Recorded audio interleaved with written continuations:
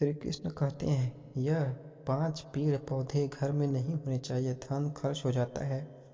जय श्री कृष्ण। दोस्तों, भगवान श्री कृष्ण वास्तु शास्त्र और विशिष्ट ज्ञान खते थे। उन्होंने समय समय पर धर्मराज युधिष्ठिर को वास्तु शास्त्र का ज्ञान दिया। यह ज्ञान समस्त मानव जाति के लिए अत्यंत महत्वपूर्ण और कल्याणकारी है। श्री कृष्ण ने 5 ऐसे पेड़ पौधे के बारे में बताया है जिन भवन में होना दुख एवं दरिद्रता लेकर आता है। यह वृक्ष घर के सामने होने से उस घर में निवास करने वाले लोगों की कभी उन्नति नहीं होती। उन्होंने हमेशा पराजय और निराशा का ही सामना करना पड़ा। अगर आप इस वीडियो को देख रहे हैं तो पूरा देखिए, इसे आधा अधूरा छोड़कर जाने की गलती मत करिएगा। आप श्री कृष्ण के भक्त हैं तो भगवान श्री कृष्ण का अनादर ना करें। दोस्तों, वास्तुशास्त्र के अनुसार वृक्ष तथा पौधे हमारे भवन की सुंदरता को बढ़ाते हैं अवश्य है, साथ ही यह वातावरण को शुद्ध रखते हैं। वृक्षों से सकारात्मक ऊर्जा का संचारण होता है जो हमारे जीवन के लिए अत्यंत आवश्यक होती है। वृक्ष नकारात्मक को कम करके वातावरण को अधिक सकारात्मक बनाने का कार्य करते हैं। घर के सामने शुभ पेड़ पौधे लगाने से घर में बरकत आती है। साथ ही यह पेड़ पौधे कई प्रकार की वास्तु दोषों को नष्ट करते हैं। घर के आंगन में खड़े वृक्ष देवता के समान हमारे घर की रक्षा करते हैं। इसीलिए हमारे पुराने और शास्त्रों में भवन की सीमा में कुछ शुभ वृक्षों का रोपण करने की सलाह दी गई है। आज हम जानेंगे हमारे घर की सीमा में कौन से वृक्ष तथा पौधे होने चाहिए और कौन से वृक्ष नहीं होने चाहिए। जैसे कुछ वृक्षों को शास्त्रों में शुभ बताया गया है, उसी प्रकार से वास्तुशास्त्र में अशुभ वृक्षों तथा पौधों का वर्णन मिलता है। इन वृक्षों का घर की सीमा में होना अशुभ और अमंगलकारी होता है।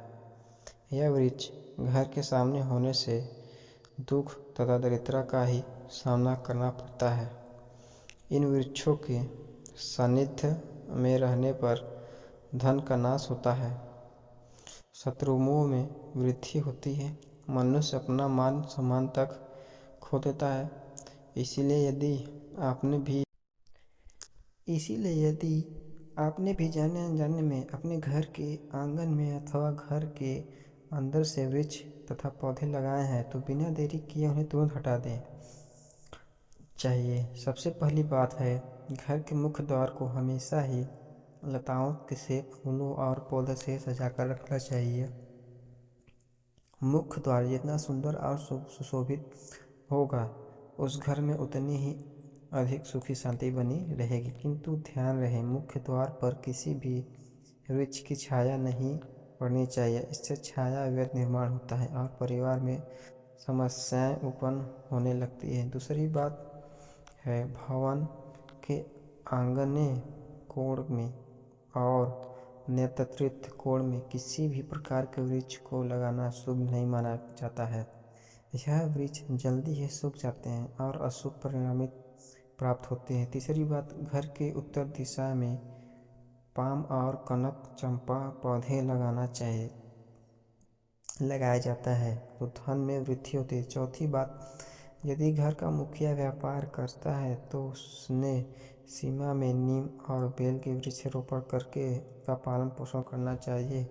उससे उनके व्यापार में अधिक लाभ प्राप्त होता है। पांचवी बात, भवन के परिसर में ही कहीं भी ऊपर की तरफ जाने वाली लता बहुत ही शुभ परिणाम देती है, किंतु अगर लता ऊपर से नीचे की तरफ आती है तो अधोगति होती है और दुख भोगने पड़ते हैं। यदि इस स्थान पर कोई मनी प्लांट लगा हो तो और भी अधिक शुभ फल मिलते हैं। छठी बात, केले का पेड़ भवन के लिए बहुत ही अधिक शुभ माना जाता है, लेकिन इसे घर से पीछे लगाना चाहिए। यदि इसे घर के सामने लगा दिया तो तुलसी के पौधे के पास लगा सकते हैं। तुलसी के पास केले का पेड़ हो तो धन संपत्ति में अकस्मात ही वृद्धि होती है, क्योंकि केले के पेड़ में भगवान विष्णु निवास करते हैं और तुलसी में माता लक्ष्मी का वास माना जाता है। आइए अब जानते हैं कौन से पेड़ पौधे घर में लगाना अशुभ होता है। सबसे पहले बात कर लेते हैं कांटेदार पौधे की। दोस्तों, आपको घर में कभी भी कांटेदार पौधे नहीं लगाने चाहिए, क्योंकि कांटेदार पौधे हमारे वास्तु को प्रभावित तो करते हैं, साथ ही इस तरह के पौधे घर के छोटे बच्चों को भी नुकसान पहुंचा सकते हैं। इसीलिए घर में कांटेदार पौधे लगाने से हमेशा बचे रहें, क्योंकि इनके कांटे नकारात्मक ऊर्जा उत्पन्न करते हैं। लेकिन फिर भी गुलाब जैसे कांटेदार पौधे लगाए जा सकते हैं, परंतु गुलाब के पौधे को घर की छत पर ही रखें तो बेहतर रहेगा। इसी के साथ अगर धार्मिक दृष्टि से भी देखा जाए तो कांटेदार पौधों को घर में लगाने से परिवार में लड़ाई झगड़े बढ़ जाते हैं, और इतना ही नहीं, इससे घर का वातावरण भी खराब होने लगता है। दोस्तों, दूसरे तरफ के पौधे हैं दूध वाले पौधे। जी हाँ, घर में कभी भी आपको ऐसे पौधे नहीं लगाने चाहिए जिनके काटने या तोड़ने पर दूध निकलता हो, क्योंकि इनमें से जो दूध निकलता है वह हमारे स्वास्थ्य के लिए ठीक नहीं होता है। अगर गलती से कोई बच्चा या बड़ा इन पौधों से दूध का सेवन कर ले तो यह हमारे शरीर के अंदर विष पैदा कर दे सकता है। इसीलिए इस दुष्प्रभाव से बचने के लिए हमें ऐसे पौधे से दूर रहना चाहिए। वैसे धार्मिक दृष्टि से भी देखा जाए तो इन पौधों को घर में लगाने से घर की सुख शांति चली जाती है और घर में नकारात्मक शक्तियाँ प्रवेश कर जाती है। दोस्तों, इसी क्रम में तीसरे नंबर पर आते हैं मुरझाए हुए पौधे। आपने देखा होगा कई बार आप हमारे घर के गमलों में लगे हुए पौधे सूखिया मुरझा जाते हैं, तो ऐसे स्थिति में हमें इन पौधों को घर से बाहर निकाल देना चाहिए। नहीं तो जब भी आप घर में मुरझाए हुए पौधे को देखेंगे तो आपके स्वभाव में ही परिवर्तन आ जाएगा। इसीलिए घर में कभी भी सूखे हुए पौधे ना रखें, उन्हें तुरंत बाहर निकाल दें। खासकर सूखा हुआ तुलसी का पौधा घर में कभी नहीं रखना चाहिए। तुलसी का पौधा हमेशा हरा भरा रहना चाहिए। सूखा हुआ तुलसी का पौधा दुर्भाग्य लेकर आता है।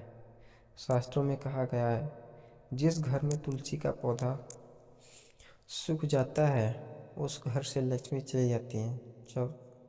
चौथा पौधा है बोनसाई का पौधा। दोस्तों, शायद आप साई पौधे का मतलब नहीं जानते होंगे, तो हम आपको बता देते हैं कि यह वे पौधे होते हैं जो किसी भी बड़े पेड़ का छोटा रूप होते हैं।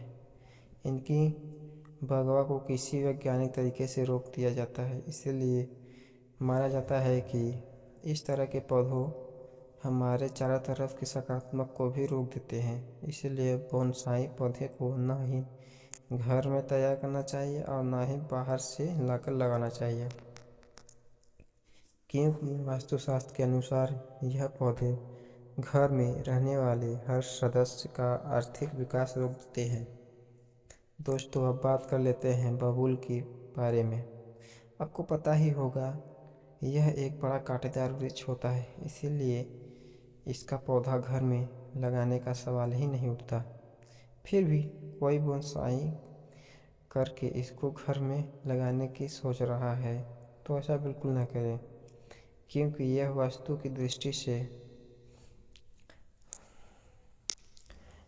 से नहीं रहता। ऐसे पौधे सिर्फ हमें नुकसान पहुंचाते हैं, क्योंकि इनके कांटे बड़े हानिकारक होते हैं। दोस्तों, अब बात कर लेते हैं कैस्टर प्लांट के बारे में। कैस्टर प्लांट देखने में भले ही बेहद अच्छा लगता है, लेकिन इसे दुनिया का सबसे खतरनाक पौधा माना जाता है। इस पौधे के बीज 2 दिनों के अंदर इंसान की जान ले सकते हैं। इसे घर में लगाने की भूल बिल्कुल नहीं करनी चाहिए। अगर आप इसे घर में लगाते हैं तो छोटे बच्चे इससे बीज गलती से निगल सकते हैं। इस पौधे को घर में ही नहीं बल्कि घर के आसपास भी नहीं रखना चाहिए।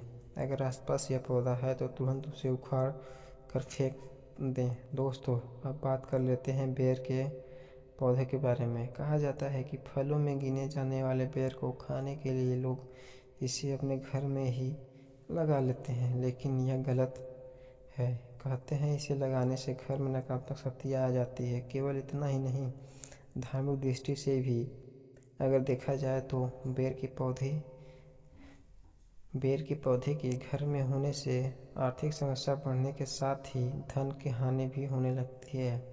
इस कारण से इसे घर में नहीं लगाना चाहिए। दोस्तों, अब बात कर लेते हैं घरों में सबसे ज़्यादा लगाए जाने वाले पौधे मनी प्लांट के बारे में। दोस्तों, अगर आप अपने घर में तरक्की चाहते हैं तो घर के मुख्य द्वार पर आपको मनी प्लांट लगाना चाहिए। ऐसा करने से आपको नौकरी और व्यापार में तरक्की मिलेगी। परंतु मनी प्लांट के पौधे को लगाने के दौरान इस बात को अवश्य ध्यान रखें कि इसकी लंबाई दीवार से अधिक ना हो जाए। इससे आपके जीवन में परेशानियां आनी शुरू हो जाएगी। मनी प्लांट का पौधा कभी खरीद कर मनी प्लांट का पौधा कभी भी खरीद कर नहीं लाना चाहिए, बल्कि इसे दूसरों स्थान से चुरा कर लाना चाहिए, तभी इसका शुभ फल प्राप्त होता है।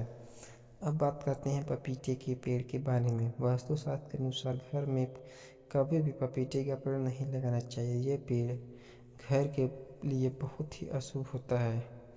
अगर यह पौधा अपने आप उग जाए तो इसे तुरंत उखाड़ना चाहिए। जब फल खत्म हो जाए तो उसको बाद में उखाड़ कर फेंकना चाहिए। अगर पीपल का वृक्ष भवन की मुख पूर्व दिशा में होता है तो घर में निधनता व्याप्त हो सकती है। वट वृक्ष घर की पश्चिम दिशा में हो तो घर में शोक का काल चिरकाल तक रहता है। दक्षिण दिशा में तुलसी का पौधा हो तो संतान को पीड़ा सहन करनी पड़ती है। किसी भी मृत वृक्ष की छाया घर पर पड़ती है तो यह मृत्यु सूचक होता है। मृत वृक्ष को तुरंत उखाड़ देना चाहिए। तो दोस्तों, इस प्रकार के वास्तुशास्त्र में घर में लगाए जाने वाले पेड़ पौधों के बारे में महत्वपूर्ण जानकारी दी गई है। उम्मीद है कि आप सभी को वीडियो अच्छी लगी होगी। अगर आप श्री कृष्ण के सच्चे भक्त हैं तो कमेंट में जय श्री कृष्ण जरूर लिखें। साथ ही वीडियो को लाइक करना ना भूलें और दोस्तों के साथ शेयर करें। ऐसा ही जानकारी पाने के लिए हमारे चैनल को सब्सक्राइब जरूर करें। अगर आप श्री कृष्ण के सच्चे भक्त हैं तो चैनल में जय श्री कृष्ण जरूर लिखें। धन्यवाद दोस्तों।